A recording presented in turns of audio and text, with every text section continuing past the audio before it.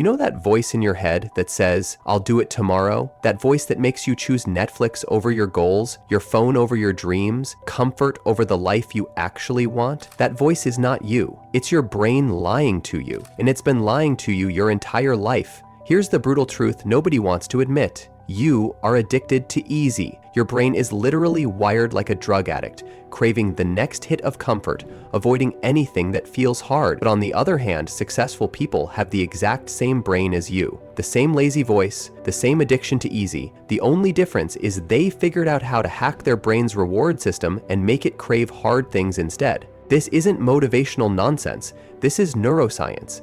This is ancient wisdom that worked 2,000 years ago and still works today. This is the real reason why some people seem naturally disciplined while others struggle every single day. Your brain can be rewired.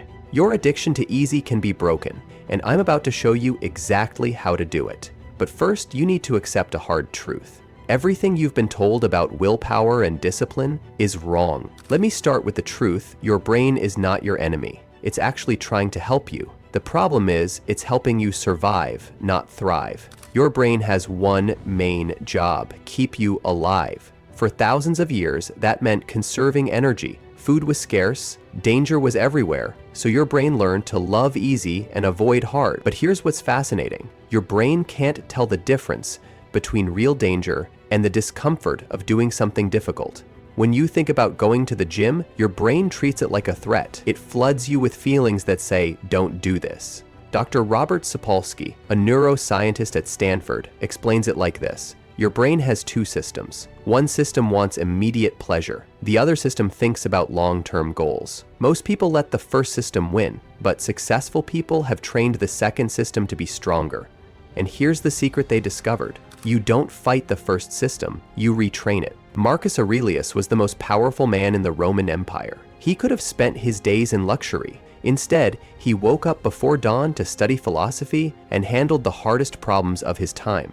In his personal journal, which we now call Meditations, he wrote, "In the morning, when thou risest unwillingly, let this thought be present: I am rising to the work of a human being." He didn't say, "Force yourself to get up." He changed how he thought about hard work. He made it part of his identity. Here's the method that works, broken down into 4 simple steps. Step 1. Start stupidly small. Most people fail because they try to change everything at once. Your brain sees big changes as threats and fights back hard. Instead, start with actions so small they feel almost silly. Want to exercise? Don't plan an hour workout. Put on your workout clothes. That's it. Want to read more? Don't commit to a book a week. Read 1 page. Step 2, attach hard things to good feelings. This is where most advice gets it wrong. They tell you to push through the pain or embrace the suck.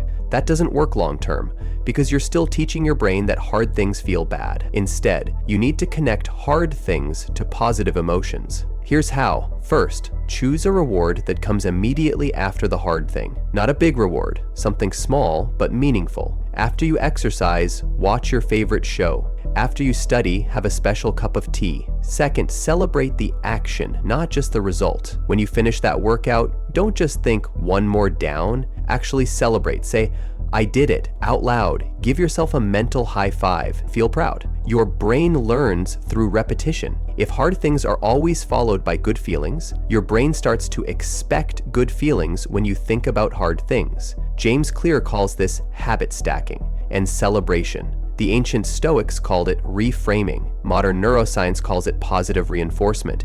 They're all describing the same truth. You can train your brain to associate effort with reward. Step 3. Use your identity, not your willpower. Willpower is like a muscle that gets tired. If you rely on forcing yourself to do hard things, you'll eventually run out of energy. But identity never gets tired. Identity is who you think you are, and people always act in ways that match their identity. Here's a simple example. If you think I'm someone who exercises, then exercising feels natural. If you think I'm not a gym person, then every workout feels like you're fighting against yourself. The trick is to start calling yourself what you want to become, even before you feel like it's true. After you work out once, you can say, "I'm someone who exercises."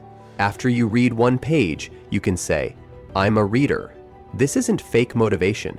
This is how identity actually works. You don't become something and then start acting like it. You start acting like something and then become it.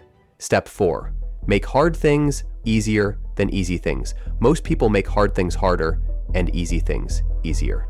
They put their workout clothes in the closet, but keep their phone next to their bed. They hide healthy food in the back of the fridge, but leave junk food on the counter. Flip this around. Make the hard things as easy as possible to start. Make the easy things that you want to avoid harder to access.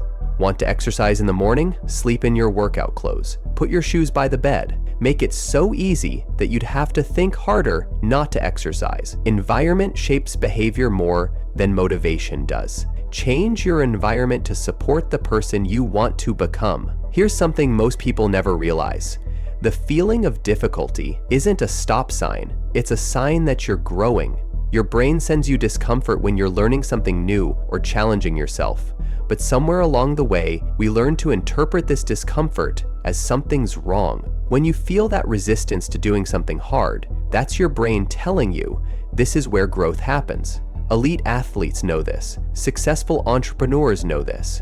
Ancient philosophers knew this. Start with 5 minutes of something difficult. Maybe it's studying, exercising, cleaning, or working on a project you've been avoiding. 5 minutes. That's it. Do this for a week. Then make it 7 minutes, then 10. You're not trying to become perfect overnight. You're training your brain to get comfortable with discomfort. Here's what happens when you start training your brain to crave difficulty. At first, it feels forced. You're relying on willpower and systems.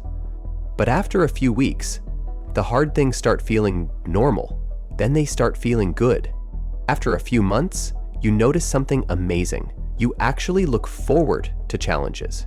Your brain has rewired itself. What used to feel like work now feels like growth.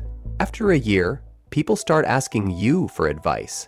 They want to know your secret. They can't believe how disciplined you've become. But you know the truth? You just trained your brain differently. This isn't fantasy. This is what happens when you consistently train your brain to associate effort with reward, difficulty with growth, and challenges with opportunity.